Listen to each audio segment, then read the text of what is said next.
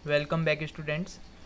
हमारी 44th slide में हम नया चैप्टर पढ़ेंगे जिसका नाम है आईसी इंजन। अब आईसी इंजन मतलब हिंदी में होता है अंतर्दहन इंजन, जिसमें दहन किस चीज़ का, फ्यूल का या ईंधन का दहन अंदर हो। अब एक्सटर्नल कंबशन भी तो होता है, तो क्या हम उसके बारे में पढ़ चुके हैं? हाँ, एक्सटर्नल कंबशन इंजन होता है स्टीम इंजन, जिसमें बॉयलर में पानी को गर्म किया जाता है और उसके लिए जो फर्नेस होती है वो फ्यूल को बाहर जलाती है। यहाँ पर जो फ्यूल है वो एक सिलेंड्रिकल जो सिलेंडर होता है उसके अंदर जलता है। ठीक है, तो हम यहाँ पर डेफिनेशन देखेंगे। A machine that converts chemical energy in a fuel into mechanical energy. ठीक है, तो एक मशीन जो कि फ्यूल की केमिकल एनर्जी को मैकेनिकल एनर्जी में कन्वर्ट कर देती है, एक इंटरनल कंबशन इंजन कहलाती है। Fuel is burned in a combustion chamber, releases its chemical energy in the form of heat, which is converted into mechanical energy with the help of reciprocating piston and crank mechanism। तो engine का heart कहना चाहिए, या जो इसका main mechanism होता है वो कौन सा होता है? Reciprocating piston and crank mechanism. ठीक है, तो इस प्रकार से फ्यूल को कंबस्शन चैम्बर में हम जलाते हैं, जिससे उसकी केमिकल एनर्जी है हीट के फॉर्म में वो मैकेनिकल एनर्जी में या यूज़फुल वर्क में कन्वर्ट हो जाती है। किसके द्वारा? Reciprocating piston and crank mechanism के द्वारा। ठीक है, तो जब भी आईसी इंजन की बात होती है, दो बहुत ही महत्वपूर्ण वैज्ञानिकों के नाम याद रखना आवश्यक है as for general knowledge. And हमें जब हिस्ट्री में पढ़ते हैं या कभी आगे इसकी बात निकलती है तो इनका नाम हमें याद होना चाहिए, क्योंकि इन्हीं के नाम पर जो इंजन्स और साइकिल्स बनी हैं वो बेस्ड हैं। ठीक है, तो पहला है पेट्रोल इंजन। इसे बनाया था German technician Nikolaus August Otto, तो इसे हम ऑटो साइकिल के नाम से जानते हैं। ठीक है, दूसरा है डीजल इंजन, जो कि French born German engineer Rudolf Christian Karl Diesel इन्होंने बनाया था। ठीक है, तो रुडोल्फ डीजल और निकोलस ऑटो ये जनरल इनके याद रखने वाले नाम हैं। ठीक है, ऑटो साइकिल डीजल साइकिल हम पढ़ कर उसे ऑटोमेटिकली रट लेंगे, तो उसमें कोई बड़ी बात नहीं है। ठीक है, तो रुडोल्फ और निकोलस। अब हम आते हैं क्लासिफिकेशन ऑफ आईसी इंजन।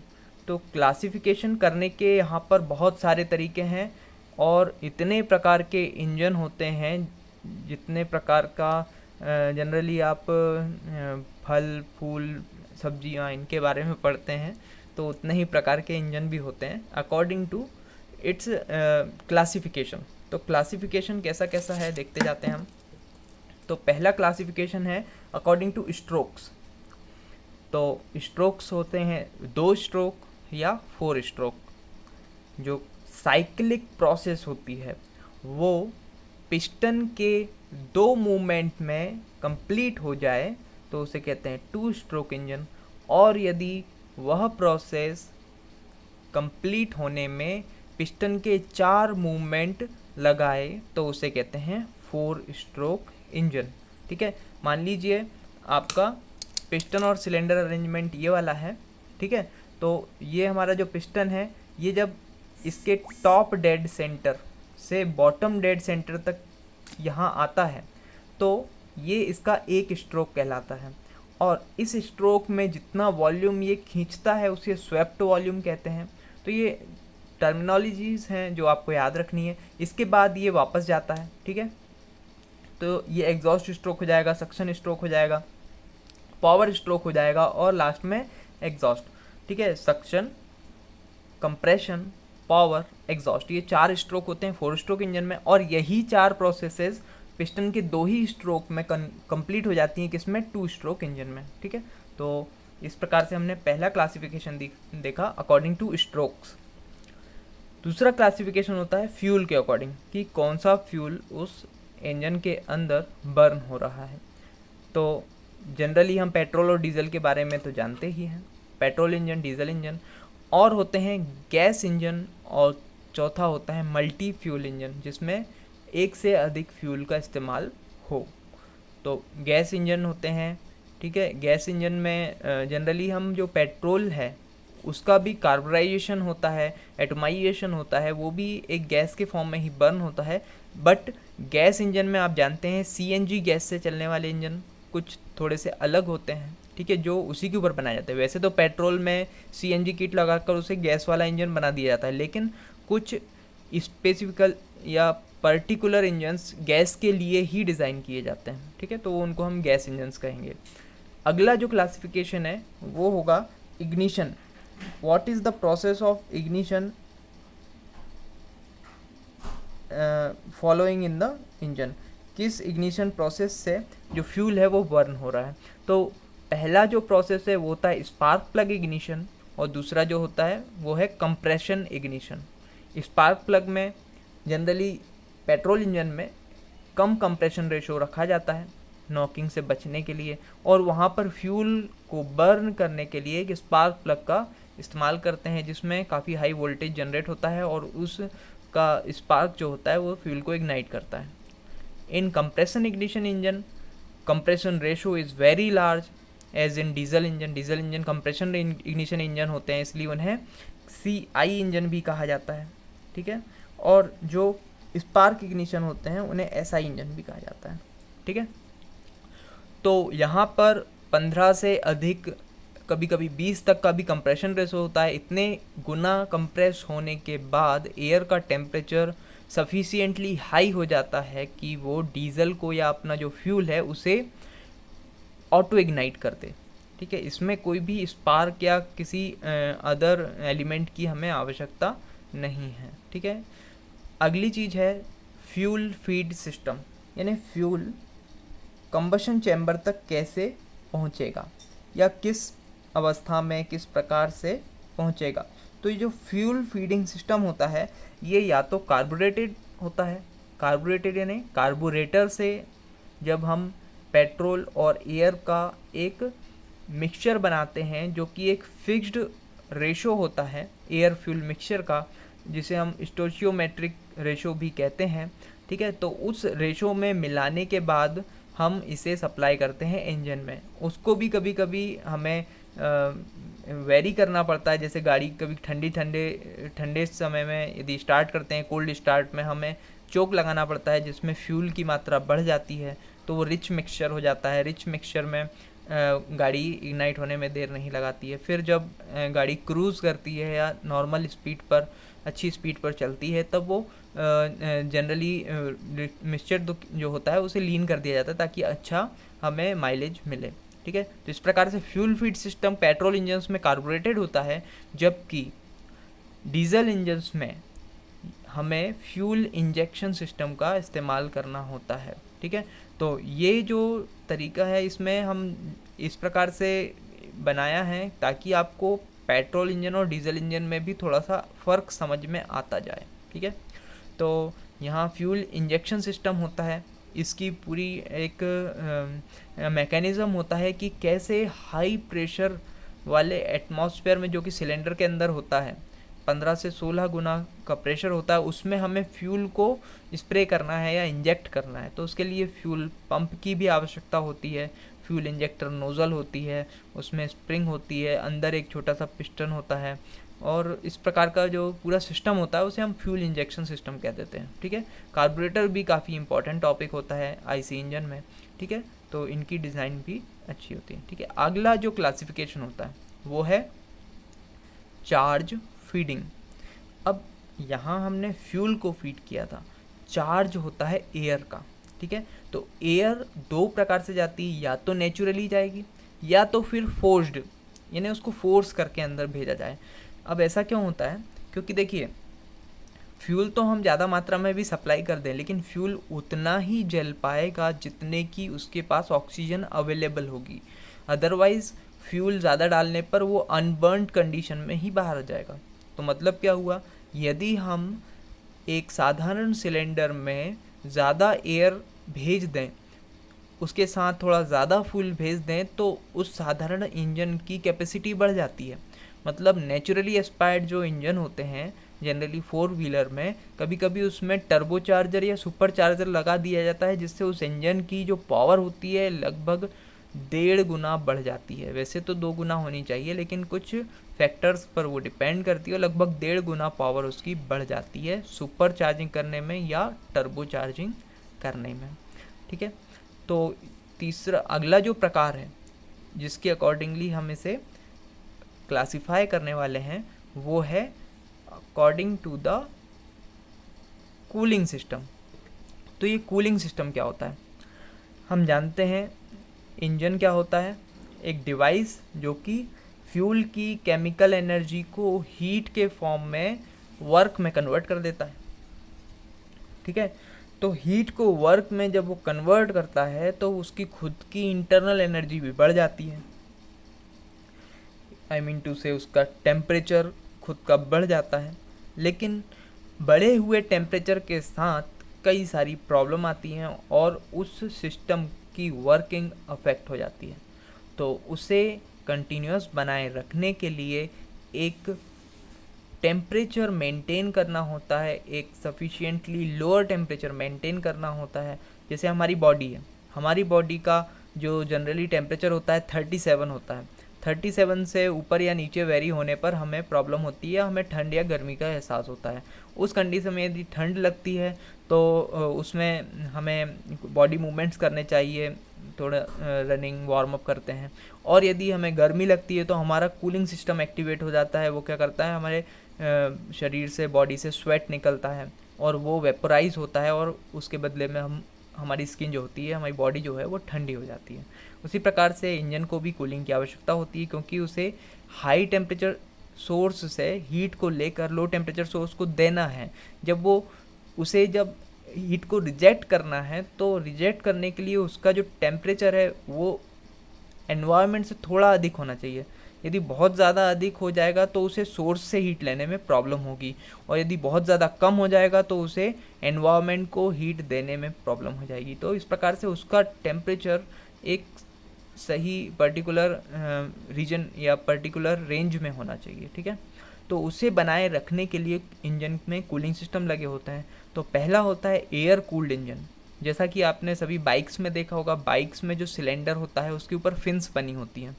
ठीक है, कुछ ऐसी चीज़ें बनी रहती हैं, लोहे की एक्सटेंडेड पोर्शंस होती हैं और हमें लगता है कि ये कुछ कर नहीं रही है, मूविंग पार्ट नहीं है, तो इन्हें क्यों लगाया गया है? तो वो होती हैं कूलिंग के लिए, ताकि हीट को एयर में ज़्यादा से ज़्यादा कॉन्टेक्ट सरफेस के साथ डिसिपेट किया जा सके। ठीक है, तो वो होते हैं एयर कूल्ड इंजन। और जनरली जो कार होती है और दूसरे इंजन होते हैं, डीजल इंजन होते हैं, उन्हें कूल करने के लिए वाटर कूलिंग की आवश्यकता होती है, जिसके लिए उनमें होती है वाटर जैकेट। वाटर जैकेट्स बनी होती है जिनमें हम कोल्ड वाटर को सप्लाई करते हैं और फिर उसे रिमूव कर देते हैं और रेडिएटर में ठंडा करते हैं। ठीक है, radiator is an equipment usually found at the front of the vehicle. जो भी कार होती है उसके फ्रंट बम्पर में जो होल बना हुआ रहता है या एक खिड़की जैसी होती है जिसमें हवा इनटेक करने की जगह होती है, उसे कहते हैं रेडिएटर, वहाँ लगा होता है। ठीक है, तो आप जानते होंगे वर्ल्ड की फास्टेस्ट कार्स में से एक है बुगाटी वेरॉन। तो उस कार में इतना अधिक टेम्परेचर क्रिएट होता है, लगभग उसमें जो हॉर्स पावर है शायद 1000 हॉर्स पावर है या उससे भी ज़्यादा बनाती है। तो 1000 हॉर्स पावर का जो इंजन होता है उसको कूल रखने के लिए 7 रेडिएटर का इस्तेमाल किया जाता है। 7 रेडिएटर्स उसकी बॉडी में अलग अलग जगह डिस्ट्रीब्यूट करके रखा गया है। तो उसकी स्पीड जाती है लगभग 400 किलोमीटर प्रति घंटा। ठीक है, 256 मील प्रति घंटा।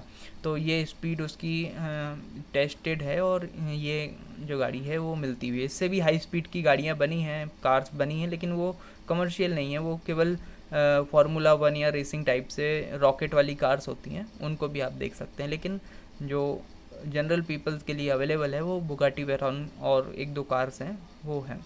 ठीक है, तो इस प्रकार से रेडिएटर या कूलिंग सिस्टम बहुत इंपॉर्टेंट होता है। अगला है नंबर ऑफ सिलेंडर्स। अब एक गाड़ी में कितने सिलेंडर होंगे? हम जानते हैं एक सिलेंडर पिस्टन का एक पेयर होता है। ठीक है, तो जनरली बाइक में, स्कूटी में हम एक सिलेंडर देखते आए हैं। यदि हम कार की बात करते तो उसमें 3 सिलेंडर होते हैं generally. In case of Tata nano उसमें 2 सिलेंडर का बनाया गया है। और जो कुछ ऑटो वगैरह होते हैं डीजल वाले ऑटो चलें जो काफ़ी ज़्यादा आवाज़ करते हैं, वो या तो सिंगल सिलेंडर होंगे या डबल सिलेंडर होंगे, ठीक है।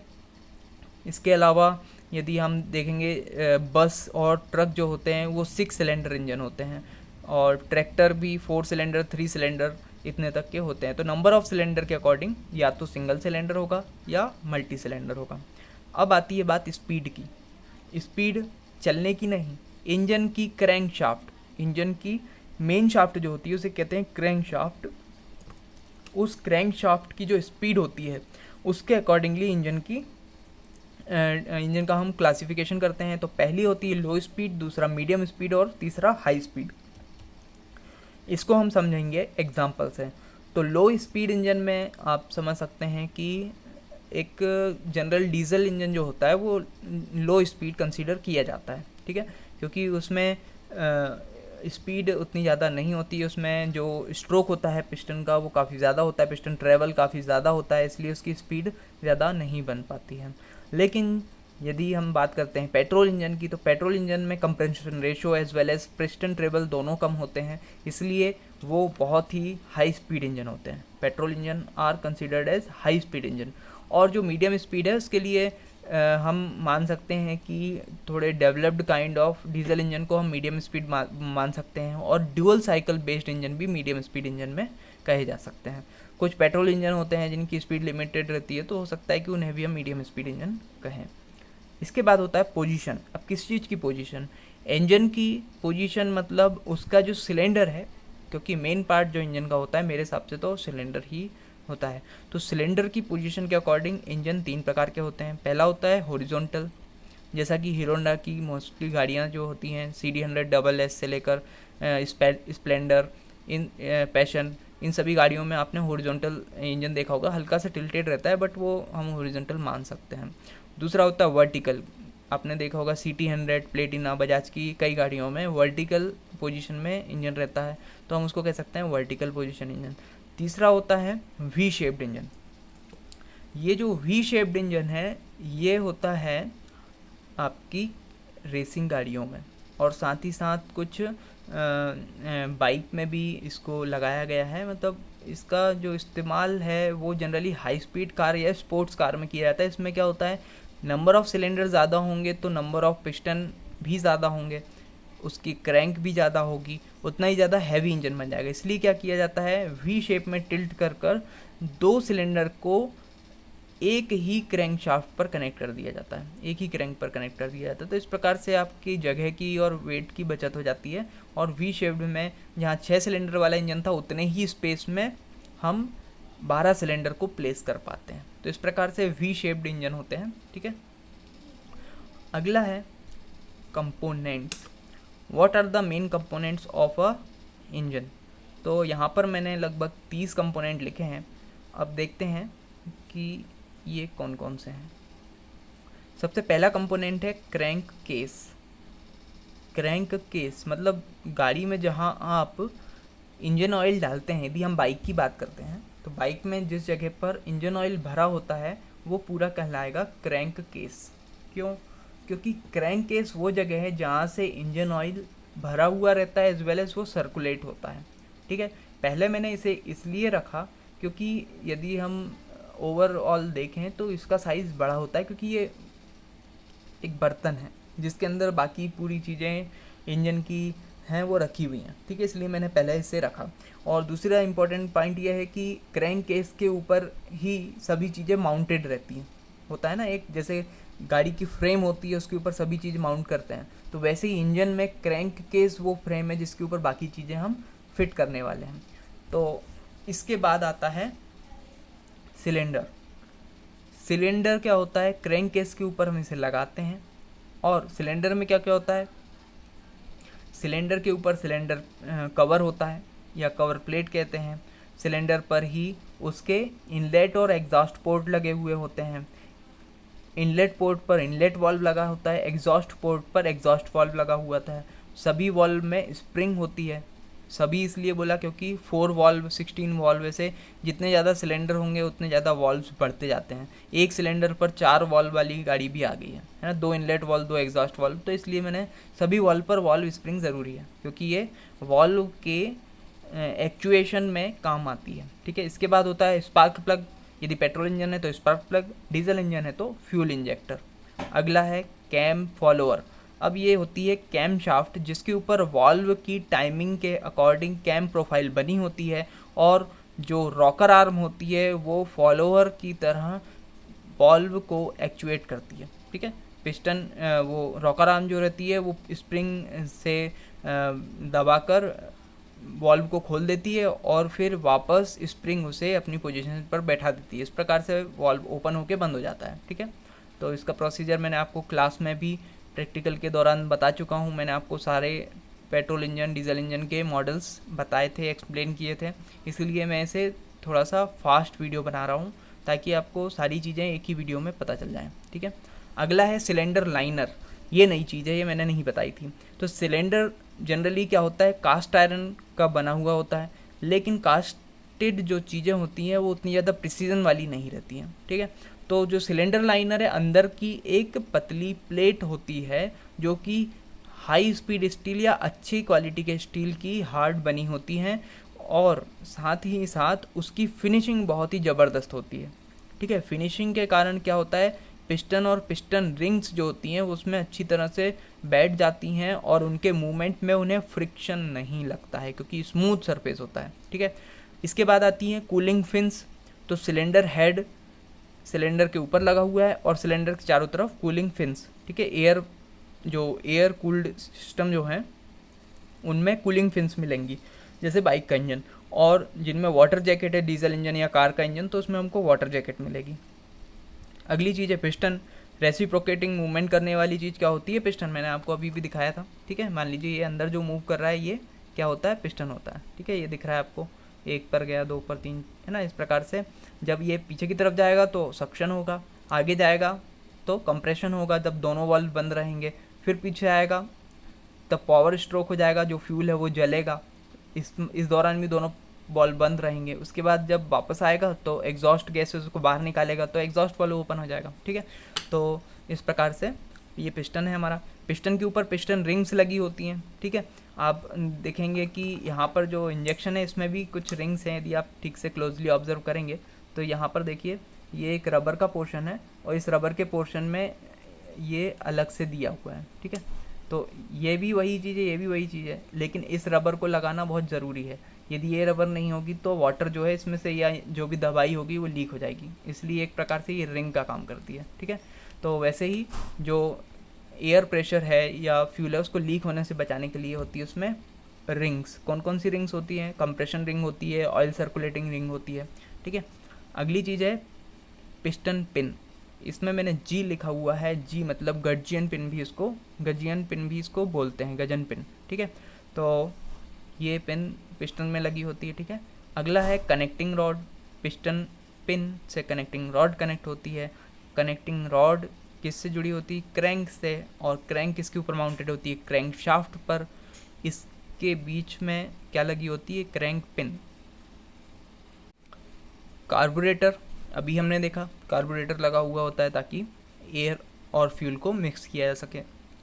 इसके बाद होता है फ्यूल पंप। डीजल इंजन में फ्यूल पंप से फ्यूल को इंजेक्ट किया जाता है। ठीक है, फ्यूल पंप प्रेशर क्रिएट करता है और इंजेक्टर एक नोजल होती है जिससे वो एंटर करता है। ठीक है, इसके बाद होता है fly wheel. Fly wheel generally सभी गाड़ियों में होता है लेकिन दिखाई नहीं देता है। जो पुराने टाइप के इंजन होते हैं उनमें बाहर दिखता है बड़ा सा हैवी, लेकिन जो मॉडर्न गाड़ियाँ हैं उसमें क्लच को ही फ्लाई व्हील का काम करने के लिए अलाउ कर दिया जाता है। ठीक है, इस प्रकार का डिज़ाइन किया गया है। इसके बाद होता है स्टार्टर या किक। जनरली आपको जो पाठ्य पुस्तक है उसमें ये स्टार्टर या किक के बारे में नहीं दिया जाएगा, मैंने इसे लिख दिया ताकि ये लाइन कंप्लीट हो जाए, और यदि आप भूल जाएँ तो इसे भी लिख दें, कई बार इन पर भी नंबर मिल जाते हैं। तो स्टार्टर हर गाड़ी में एक स्टार्टर मोटर होती है, नहीं होती है तो किक होता है जिसको हम पैर से मार कर चालू कर लेते हैं गाड़ी को। इसके बाद फ्यूल टैंक होना भी ज़रूरी है, इंजन ऑयल होना ज़रूरी है, और गियर बॉक्स। गियर बॉक्स क्या काम करता है सभी जानते हैं, टॉर्क को अकॉर्डिंग टू रिक्वायरमेंट कन्वर्ट करता है, या कहना चाहिए कि स्पीड को बदलता है। ठीक है, स्पीड नहीं, मेन काम होता है इसका टॉर्क को बदलना।